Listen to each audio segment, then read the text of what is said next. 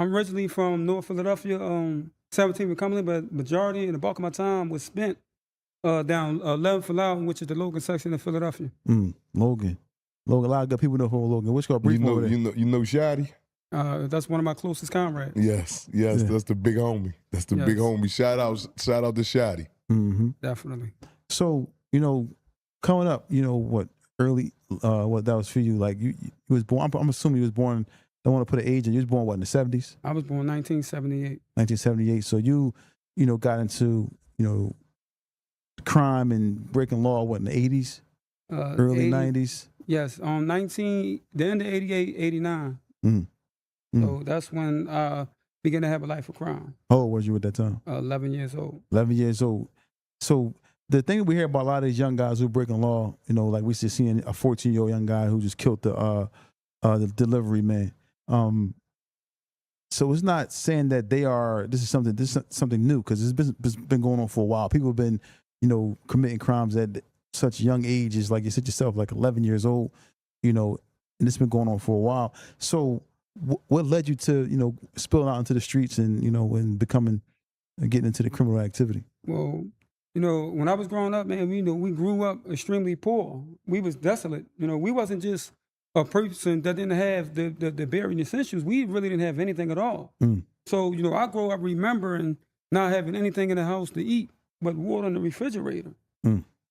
Plastic on the windows, no heat, no electricity, things of that nature. So when I began to grow and started to see the criminal activity was beneficial, then, that would lead me to the streets, because I felt like that anything that I could do to aid and assist my family economically, taking the economic burden and the stress and the strain off of my mother, I was willing to do it. So I was willing to jeopardize life and limb, to try to release my mother of certain pain and stress and anxiety of providing for 3 children by herself. So you said 3 children. What was you and 2 brothers, you and 2 sisters? How was it? It was me, my sister, and my brother. And we all had the same father. And you youngest? I'm the youngest. So your mother, I'm assuming your mother, she was working and trying to figure it out for y'all. And how about your father? No, well, first and foremost, I got to say this. My mother wasn't working. I want to jump ahead a little bit, but when the first time my mother ever had a job, I was already 18 years old, going upstate for 16 armed robberies and attempted murder against the cops. So the first time that I ever saw, I never saw her work.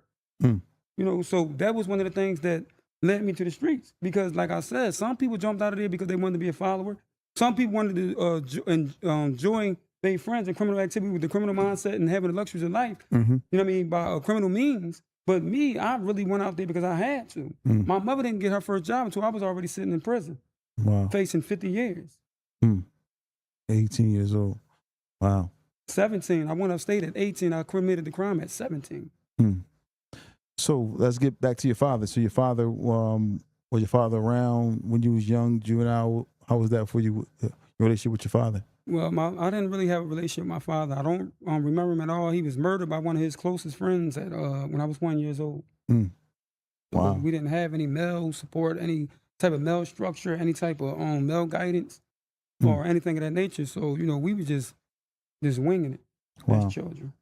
So just speaking about that, your father was murdered by his best friend. Do you know why his friend murdered him? Well, yeah, I do know. A relative of mine, which was my aunt, she ended up stealing something from this brother, allegedly. This what he told me after I met him years down the line, right? And allegedly, my aunt stole something from him, which was a bicycle, and on the back of that bicycle was a pouch, and in that pouch it was a .357 and some dope, and he wanted his gun back. He said, "I don't really care about the drugs. I just need my gun." And she kept telling him that she wasn't giving the gun back. She don't know what he's talking about. He said, "Listen, man, I know you had my bike. You stole my bike. You stole my pouch. I don't care about the dope. All I want is my gun."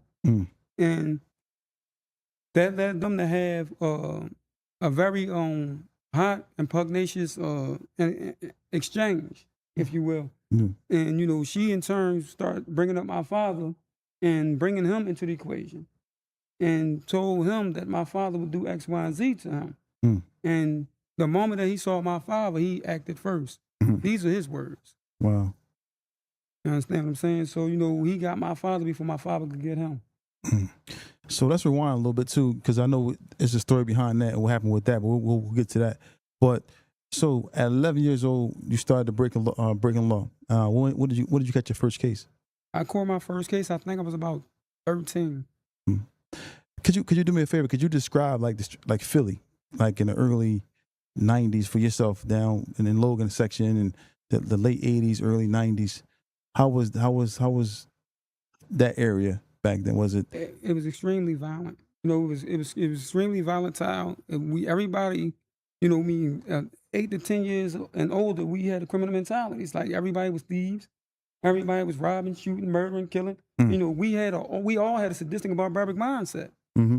You know what I mean? When I try to explain and express to people what we went through in the 80s and the 90s, it kind of resembled what most people know as Paid in Full, the movie. You know what I mean? The crack epidemic at its full blossoming. We jumping in the game. 11 years old, we got a block doing 80,000 a day. You got a block around the corner doing 100,000 a day. So everybody had this capitalistic mindset. You know what I mean? Capitalism is a mindset that perpetuates greed, animosity, hatred, division, and we all had this mindset. We didn't really care if we sold crack to our aunties, to our uncles, to our mothers. This is the mindset that we had because we thought that the almighty dollar was essential and key to our mental and psychological and emotional happiness. But in all actuality, it wasn't. It was an illusion. It was a figment of our imagination. Wow. Tawfiq, could you maximize the chat? It's not maximized. So, so you got, all this stuff going on around that time, like you mentioned in the 80s. You mentioned that, it's real volatile, a lot of drugs in the area. People are just, going crazy, beefing or whatever the case may be.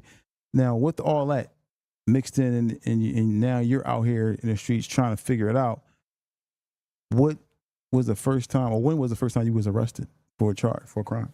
The first time that I was arrested for a crime was probably I was 12 for robbery. Wow. Majority of my crimes that I committed either had something to do with attempted murders, or robberies.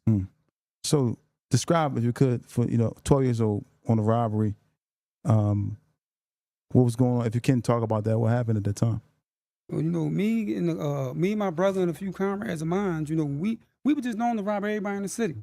I don't care if it was a resident. I don't care if it was a store. I don't care if it was a person, a crack game. We just had such a vicious and insidious mindset. Like anybody can get it.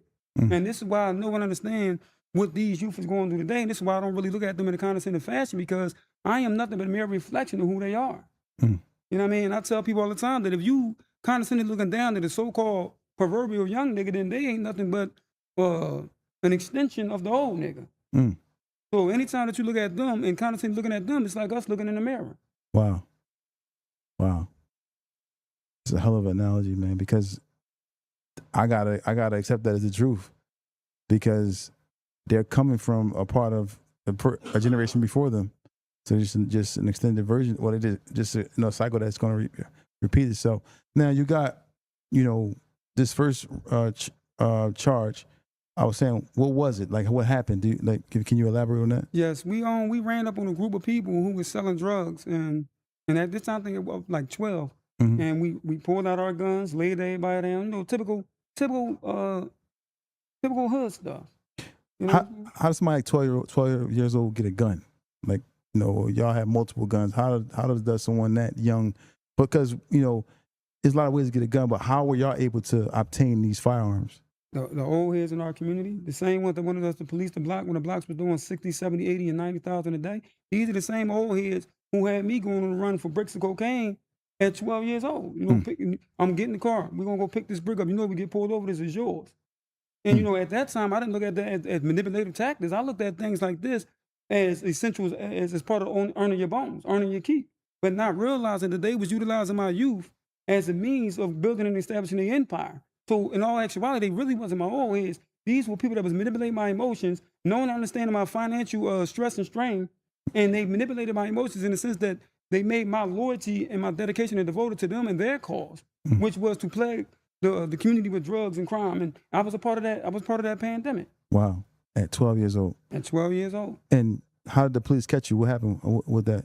Man, we ain't even get far. We got about a block and a half away, and cops was everywhere. So we laid these people down. We took their jewelry. We took their money. We took everything that they owned. And we didn't even make it 2-3 blocks away before 30, 40 cops pulled up off us from the 35th district. Now, at that time, you know, this was your first case. Now, how much time did you do behind this case? I ended up doing, well, I got sentenced to 1 year, but because I was cantankerous and combative and rebellious, you know, I turned that 1 year into 2 years because I went from doing 1 year, and I ended up trying to escape with me and 2 other comrades, my brother and another comrade from 24th Indiana. We ended up trying to escape from Slayton Farms, and we got captured. And from there, they ended up sending me back to the Youth Study Center, sent me back to St. Gabriel Hall, and then from St. Gabriel Hall, they sent me to Vision Quest. Now, at this time, we see a lot of these commercials going on, a lot of these juvenile facilities that where these kids were being, you know, beaten unjustly and basically just harmed in every way, form, or fashion. Did you experience any of that as a juvenile back then from at that time? I definitely did. Yeah, I definitely did, especially when I was up on Vision Quest. They was extremely volatile, extremely aggressive. You know, within my first 3 days there, you know what I mean, they down there broke my arms and my legs. Dang, and why? Because they was talking to me aggressively, and you was supposed to be obedient to them and their authority, and they wanted me to have my hands placed down to my side. And I didn't know that if you make any false move, that was considered an act of aggression. Wow. And any act of aggression towards their authority, they approach that threat with supreme aggression. Severe. He always say a thing called touch for attention. It's called nonverbal. If you show any type of nonverbals or anything like that, nonverbal is if you tell me to do something, it's a nonverbal. Let's get your ass whooped. Exactly. They ain't playing none of that. It's basically like the military. Wow. Yeah, all that. Yo, look up. Ain't no yet. Everything is yes, no, and excuse me. That's right. All that, anything outside of that parameter, inside that penal system is like KD just said, is attacked with a severe aggression. Wow. They breaking it out of you from the drive. They breaking that buck from the drive. So, KD, you said you did a year.